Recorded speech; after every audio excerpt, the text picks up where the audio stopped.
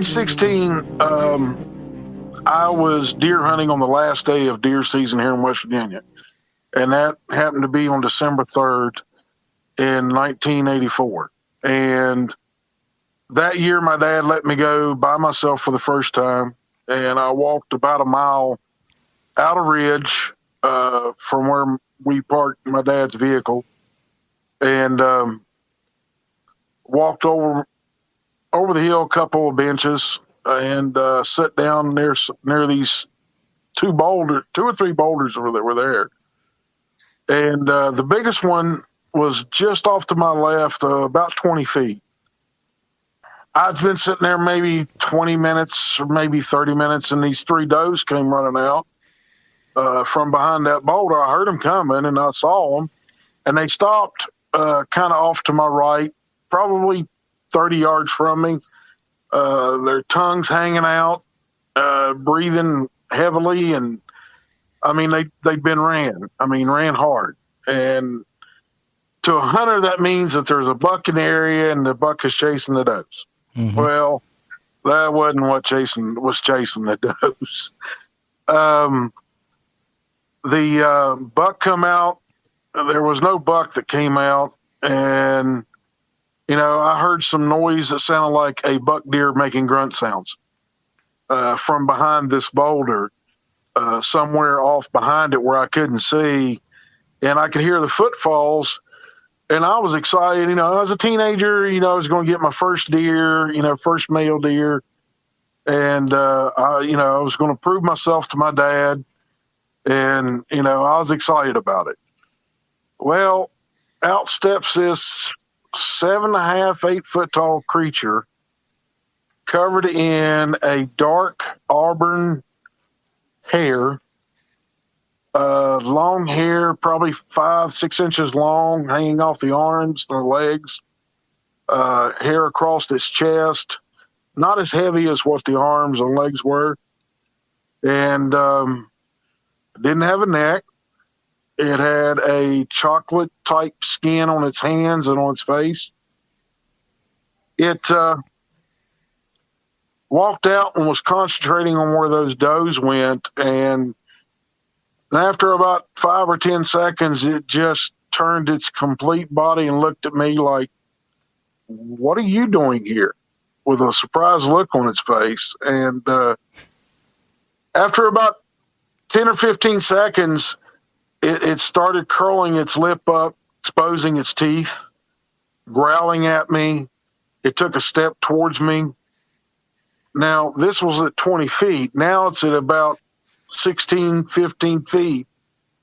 And I'd already raised the rifle that I had to my shoulder. And when it took that step, I pulled the hammer back on the rifle that I had. And it was just a Model 94 Winchester 30-30. And this thing almost instantly went into a surprise look. It stopped growling at me. It shut its mouth, closed its lips back up, and was standing there. And then it started turning its upper body looking for a way to go. And it finally decided to run back towards the boulder it came out from. And I could hear it running. And when it disappeared from sight, and I thought that it was maybe 50, 60 yards still running up the hollow, I got up and turned and started towards the top of the hill. And about the time I hit the top of the hill, this thing screamed at me. It shook me up pretty bad. It shook me. The scream alone made my heart and lungs and stomach and everything else felt like I was bouncing around inside. Like you had a major case of the butterflies. Right. And I did my best impression of an Olympic speed walker back to where my dad was at. And as soon as I saw my dad, I said, "Dad, we need to go home." And my dad just kind of like, "Well, what's wrong? We ain't been here very long. What's wrong with you?" My dad said I was complete white. he said he thought that I may have seen a ghost or something whenever I first, got back to the truck. And I told him the second time we need to go home. I walked straight to the back of the truck, unloaded my rifle, put it in the case, took my hunting coat or my vest off, and took my hat off, threw them in the back. And I never do that. I usually leave them on until I get home, or close to home. Right. And it was a pretty warm day, so I wasn't dressed heavily, but I broke out into a sweat. And when my dad saw me doing all this, he just came over, unloaded his rifle, got in the truck, started it up, and said, "Tell me what's wrong." In that father's voice. And I just looked at him and I wouldn't say a word. And finally, when we got to the interstate, I broke down and told my dad. He looked at me real funny. He said, "Well, you're talking about them things we saw in that movie, Legend of where was it at?" I said, "The Legend of Boggy Creek, Dad." And we'd seen it maybe a few months beforehand. And I said, "Dad, this thing looked like it, but it looked a whole lot meaner." And he just he said, "Well, son, you've never lied to me before because you know the consequences." And I said, "Yeah, I know the consequences. I'm not lying to you, Pop." I said, "There's no way I can lie to you about this." And he said, "All right, I believe you, but do not tell your mom. Don't tell your grandmother, because if they get wind of it, none of us will be hunting again." This was about around 2006, I'm thinking. I was at the property that I grew up in, and I actually inherited it. And in 2006, though, both my parents were still alive, and I just went there to visit them. And I was kind of on the side of the yard or the other side of a gravel driveway. I just looked up and I saw something that was so absurd that I did not believe it was real until the last year or so. I put it way back in my mind, and I would much rather have believed that my mind was playing tricks or that something was going on. I saw that, or in the last couple of years, I've kind of had to, I guess, reassess some things because it's gotten to a point where I can't ignore it anymore, or I can't pretend it just didn't happen. But specifically what I saw that day it was really strange looking. It looked like a brown spider, if you can imagine that, with 4 legs, and it was walking kind of on its forearms, and the legs seemed to be bent at the knees, and it was just really low, and it had brown fur. Its face looked a bit like a chimpanzee, but much bigger. And next to it, there was something almost identical to it that had dark hair all over, and it was about half its size. And from what I recall, it didn't have a chimp-like face. Its face was completely covered in fur. And it literally looked like a brown, hairy spider with hands like mine and a face like a chimp's. And that whole scenario was just so bizarre that I never believed it was real. It was just kind of funny to me. I looked at it for about 3 or 4 seconds, or maybe up to 7 or 10. And I moved around to the side of the house, and I saw both of the Sasquatches, as uncomfortable as I am to say that, walking by up onto a trail that led to where my parents used to have a farm. Not a farm, just a garden. It was several acres of land that were really thickly wooded. There was about a half acre that was cleared for the house and for the front yard. And behind it, there was the trail. There was a well house beside it, and just behind there was a garden my parents had cleared. The ground, even though it's in West Tennessee, which is a very agrarian place, the property my parents lived on was still pretty hilly, and it wasn't fertile because of, I don't know how much you guys know about farming, but hilly land is typically not easy to farm on. There was a little bit of flat land where my parents grew a garden, but given that my parents couldn't do anything with the land, they never bothered to clear the trees. So it was just really heavily wooded and isolated. And I saw it look like it was walking on that trail, and I really believe that's what it was doing. Yeah, I never saw it walk bipedally. It, like I said, it looked like an ape spider with 4 legs. And that scenario was so absurd that, I had no mental construct for it. I mean, at least standing upright, it looked somewhat like an ape, but on all fours, really low to the ground, it looked like I said, a spider, and there's no mental construct in my brain for that. So I just pretended it didn't happen and forgot about it for the next 16 years. But it didn't really seem to even acknowledge that I was there. It looked completely unconcerned about my presence. Well, that would make sense because where my parents lived was so isolated that it probably just thought that whatever I was there by myself, and I definitely wasn't in a position to fight it. So, yeah, it probably was unconcerned. I found the idea just absolutely absurd. I'm about the furthest thing from a conspiracy theorist. I think Russia started this current war, and it's about them. I think that we landed on the moon. I think the world is round. And I mean, I'm literally the furthest thing from a conspiracy theorist you'll ever meet. There's no way I could believe that, as thorough as the fossil record is, that there could be an evolutionary brother, half brother, cousin, whatever you want to call it, that has completely gone. That there's never been any. Well, there's been evidence found for it, but not the hard evidence that academics would like.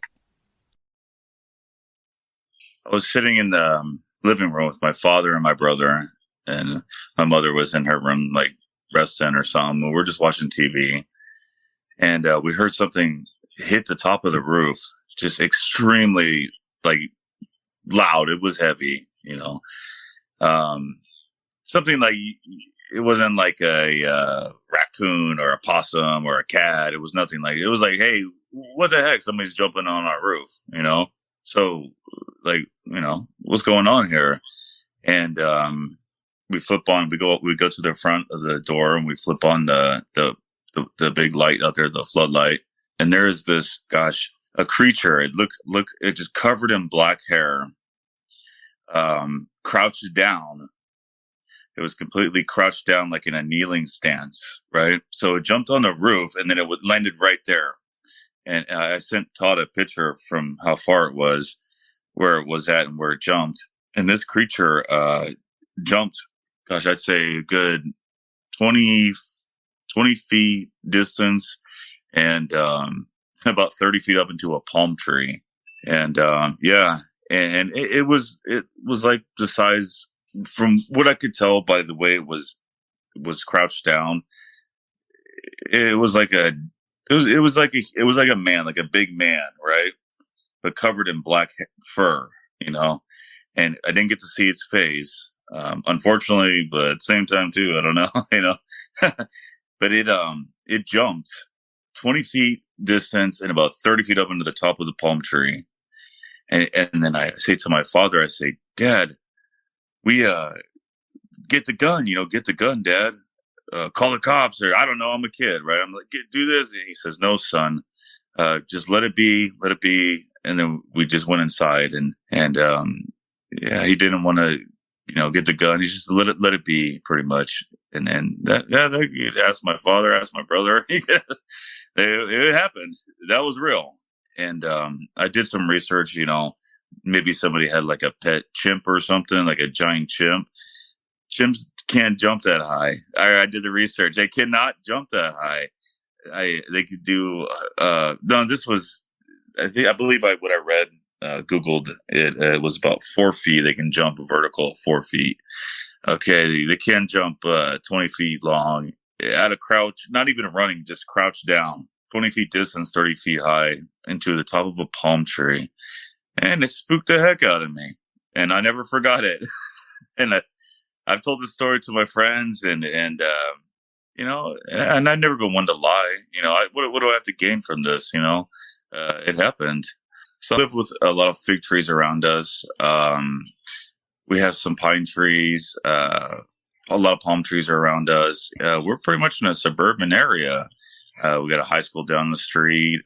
We got a outside mall. I mean, this is not like deep woods or anything like this.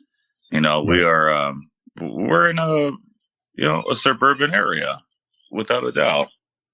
I shook up. I was shook up. We were all shook up. Well, my dad actually he stayed really calm. It was almost like he's experienced this before, and he stayed extremely calm. My brother and I will never forget it. And my dad, I was talking to my father not too long ago about this, and he's, "Oh yeah, I remember that," And something like that you'll never forget ever. And not gonna lie, I would love to experience that again. There's the cryptid experience that we experienced. And then here's another one. It wasn't just me that experienced, but it was my whole family. It was my mother, my brother, my sister, my father, and my aunt. And we had went to my uncle. My uncle, he was from the Sioux, I think it's how you pronounce it, tribe. He was Native American. It's Sioux. You guys know if I'm saying that right? Yeah, that's right. Sioux. Oh, yep. Great. So yeah, we went to his funeral. He had unfortunately committed suicide, and we went to their funeral and at my aunt's house, and she lives in Vancouver, Washington, and well, we are. She has one of those long dinner tables. The long ones where one person sits at the end and the other person sits at the end, and you get, so we're all sitting around this long table, maybe about 10 feet long, right? And we're just about ready to eat. We say our prayer, and then all of a sudden, I mean, what happened? There was no way. The windows were closed. It was wintertime. Windows are closed and everything in the house. And even if the windows were open, this still wouldn't make sense, right? And what had happened was a whirlwind, without moving any napkins or anything, was swirling around us of noises of of wolves and owls and like howling, and that lasted for about 10 seconds, right? 5 to 10 seconds. It was it felt like it was forever. And and then it stopped, and we're all like shook up about this, like, what's going on, And my aunt, she pretended like she didn't even hear anything. So that was interesting, Those are two things that have happened in my life that I'll never forget. It took place in 1979 in January, Carter County, Kentucky. Well, I was back there with my dad and uncles. They were working the cattle, and I was just a 10-year-old kid, so they left me at the barn to play and monkey around there, and I was riding off the hill with my uncle. He would slide that four-wheel drive truck around in the snow for me. There was a pretty good snow on, probably, 10 inches or so of snow on. And as we was driving down the road, going off the hill, off to the left, I could see something running on all fours. But it was moving very strangely, something like I'd never seen before. Just the movement throwed me off. It was very unique, and it was really kicking up the snow as it was going along. And it was running along a 5-strand barbed wire fence. The road went out and then 90 degrees back in front of the fence. We got ahead of the creature, We turned, we got up there. My uncle stopped the truck, opened the truck door, and stepped out. Well, being a 10-year-old kid, I just slid underneath the steering wheel and stood up in the door. And it kept running, and it probably stopped 30, 35 feet from us, stood up on two legs, turned its upper body. It never moved its head. It just moved its upper body. And it looked at us for, probably 3, 4, 5 seconds at most. And no menacing, no growling, no showing teeth or anything like that. It had more look of annoyance. Like, wow, now I've got to take the long way around or something. It really just didn't. Just kind of, And then it jumped flat-footed and jumped that 5-strand barbed wire fence.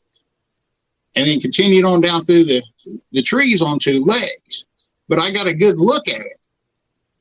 There's one image on the internet that I have found, I believe it was an artist rendition, that was similar, but it was close, but not the same. It was probably a little bit better than 6 foot.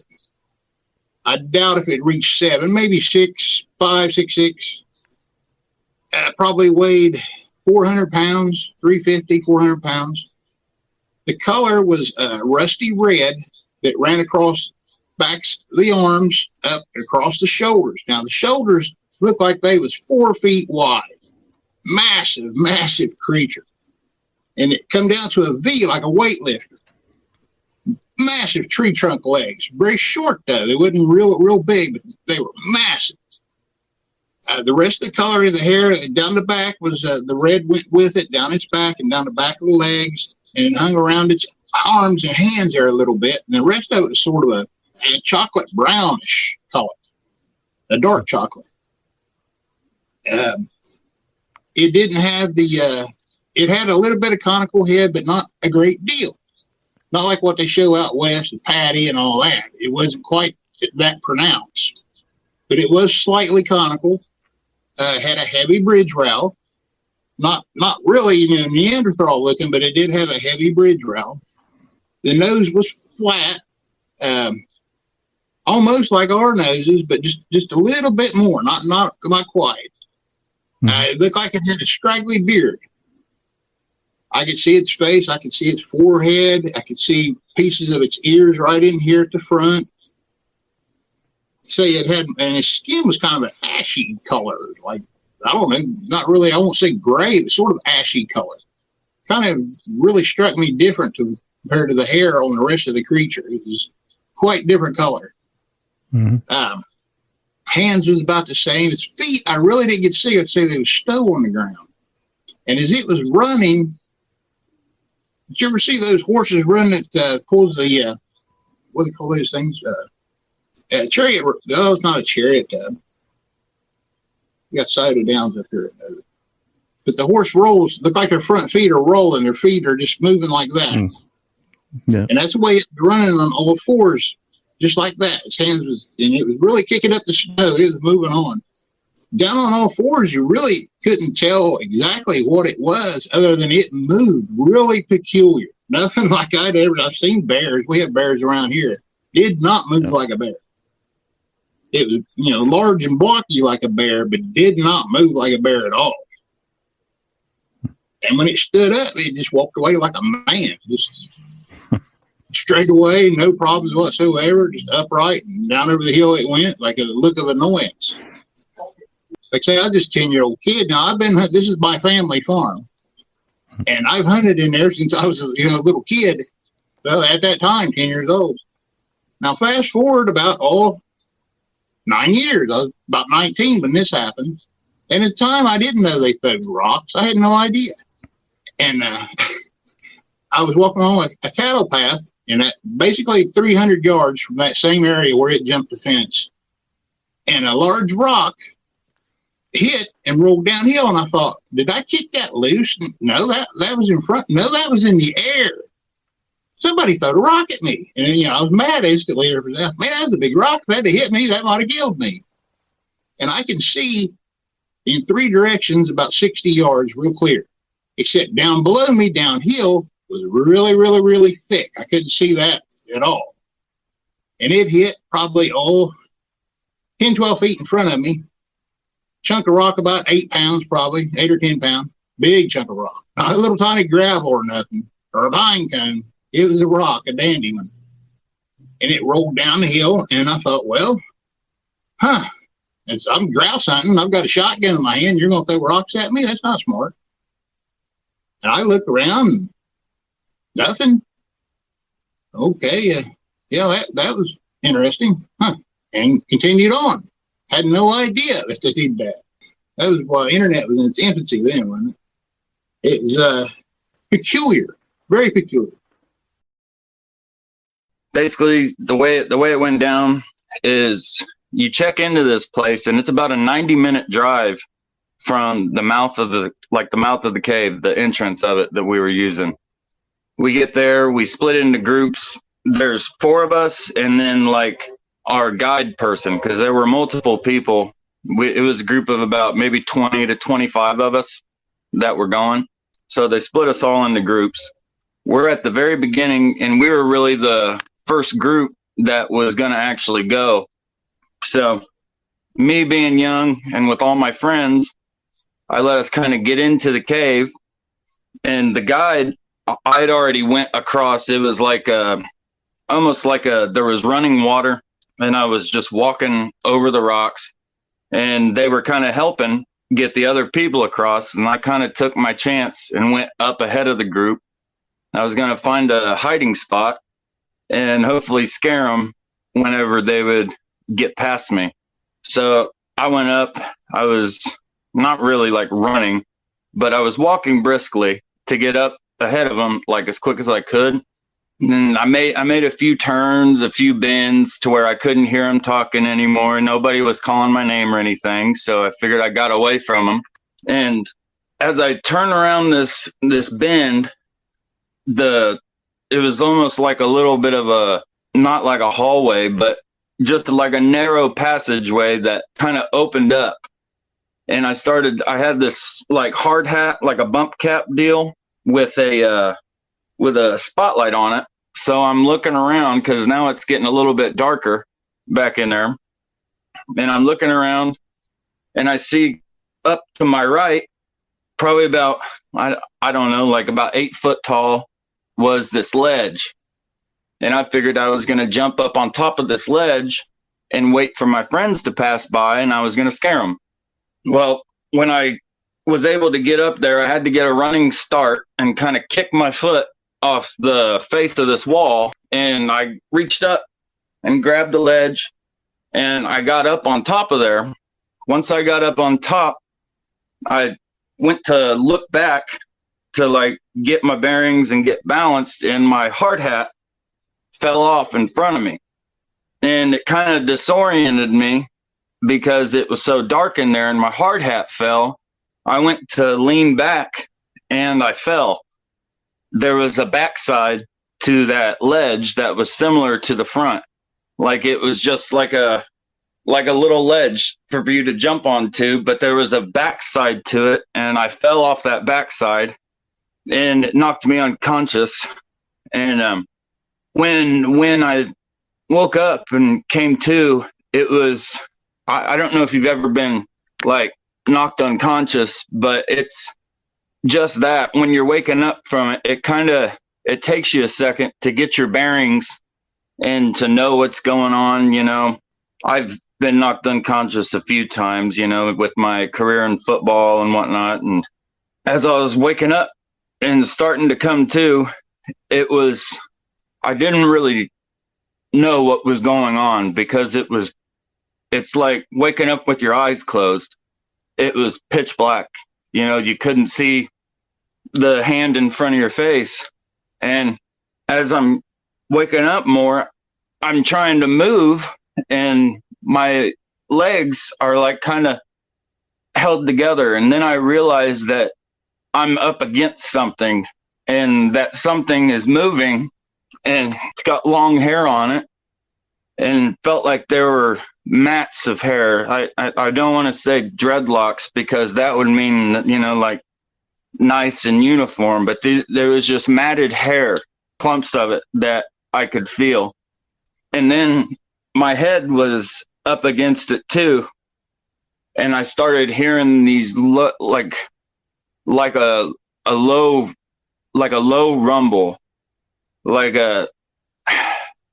I felt like she was trying to calm me down or something, because that's what it sounded like. Was kind of like when you're holding a crying baby, you know, how you kind of hum to them to kind of console them. That's what I was hearing. And as I'm slowly waking up and realizing these things, I got a little, you know, I'd be lying if I said that I didn't get scared, but it wasn't the type of like, oh my gosh, I've got to get out here, get out of here scared. It was like, what's really going on? And I kind of started to, I can't explain how weird that feeling was after being knocked unconscious, waking up, can't see anything, and something's got a hold of me. Because that's when she started to move and take a couple steps is when I realized that I wasn't like on the ground, and I wasn't standing up. Like, I realized I was being held.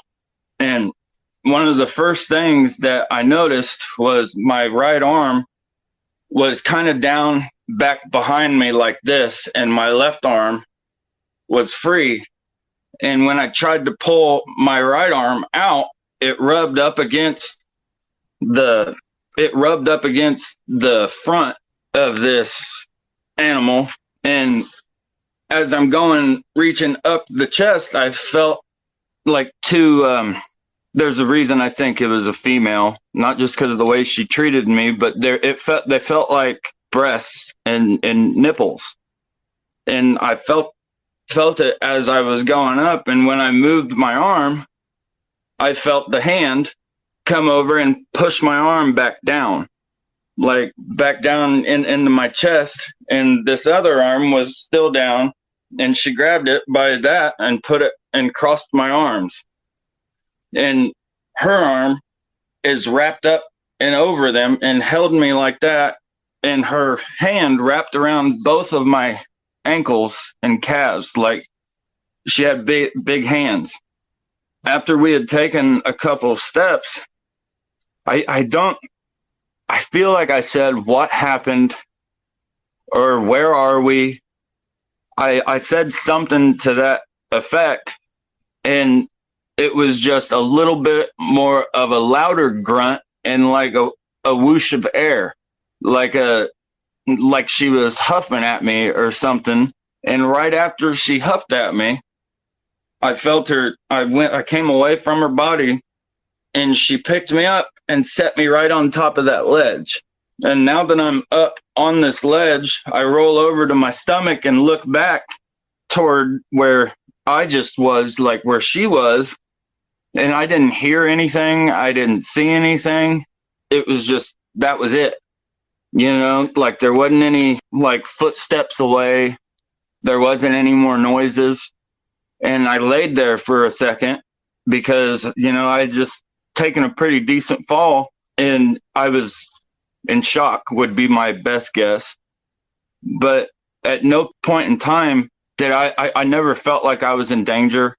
You know, I really feel like, you know, she knew what she was doing, and she was helping me. Because I can only imagine if I had woken up on the ground, you know, I couldn't see anything.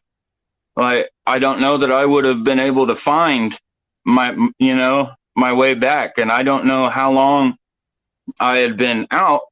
I think that my group didn't even go the way that I had went, was my best guess, because when I turned my head the other way and started to try to figure out how to get down, I saw my hard hat and the headlamp shining straight on a wall that was just a little bit of ways from when it had hit the ground and rolled.